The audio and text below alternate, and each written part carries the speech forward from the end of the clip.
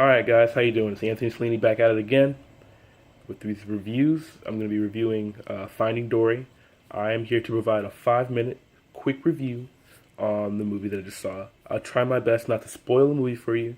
No spoilers, no need for a spoiler alert because I'm not going to spoil it for you. I'm just going to provide you with the information that you may need, the doubts that you have in your head, should I go see this movie or not. And the way I rate these movies is not like, 1 out of 5. I have this it's just like 1 out of 5, but instead of just 1 star or 4 stars, I say buy movie, watch it again in theater, Redbox movie, uh, download movie illegally, or just don't go see it.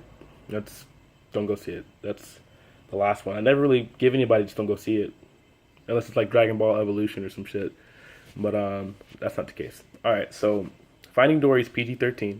It's a kids movie, and most people that grew up in the '90s and saw the first Finding Nemo would love to see this movie. It's really anticipated. It's really been this thing I've been looking forward to for years now. Like ever since the announcement was made on the Ellen Show, people have been waiting to see this movie. People have just been really antsy to see this movie. This is like, I've been waiting for it. I've been looking at the time and see if I could, I just saw it, just came out. I just went to go see it. All right. So, this movie, as you guys may know, Dory is a fish, that has short-term memory loss. That means she can't really remember things too well within like a 5-minute time span. And throughout the movie, she's, usually forgetting things. And the thing I like to do in my reviews, I like to give you guys with cons and pros. So I'm gonna start with the cons, and then I'll give you guys the pros. The only con that I found in this movie is that Dory, with her short-term memory loss, it would usually put her in situations where it would make the audience worry about her because we've grown this attachment to Dory, so we feel the need to worry about Dory and her well-being, being that she has short-term memory loss. She puts herself in these situations that are harmful towards her.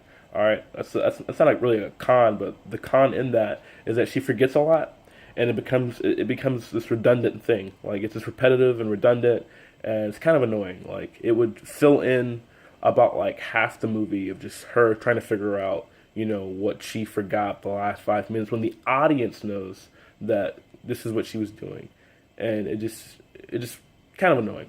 Not really big of a deal, small con compared to this amazing movie, because I'll just go ahead and rate it right now. I would buy this movie on DVD and Blu-ray. It's an amazing movie. It's really heart-filled.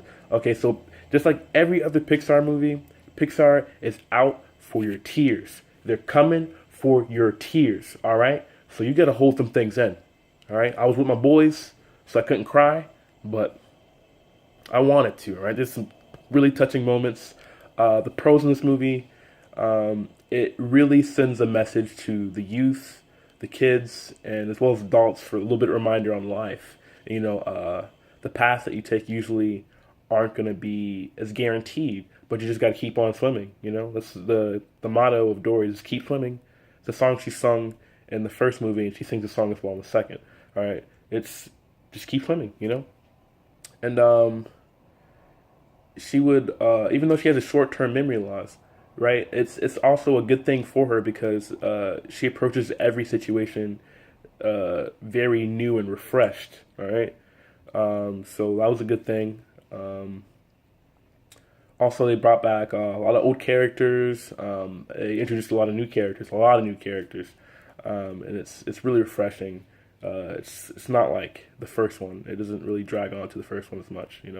If you haven't seen the first one, it'd be okay to actually see this movie without seeing the first one, I believe. I'm not really sure. But I liked it a lot. I like the movie a lot. It's a really great movie. Acting, the voice actor is really great. They chose great characters. The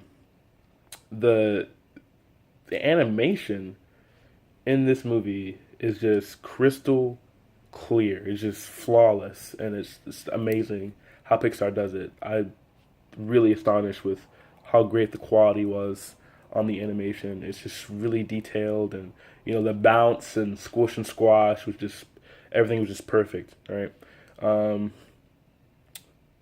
Gravity was a relevant thing. Like usually in most animated films, being that it's nonfiction, it would veer off of reality, and that would kind of distract some people. But it didn't have that. It was just really realistic, and these were real life situations. These things would actually kind of happen.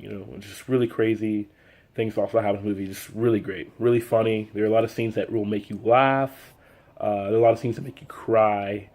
A lot. I wanted to cry so bad. They're just out for your tears. Just go to the concession stand and just don't get popcorn, no drinks, just a bunch of napkins. Just take a bunch of napkins. I think that's about it. All in all, this is a really good movie. Like I said again, I'd own it.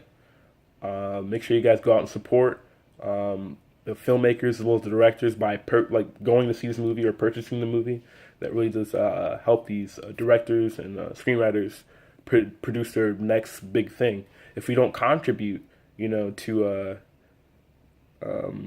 the films that we love, then we won't have these things in the future. A lot of people question why there aren't any other films that they like, like their favorite films, like a Forrest Gump 2 or Fight Club 2. I know it's crazy, but like maybe it would be possible if they had the right funding.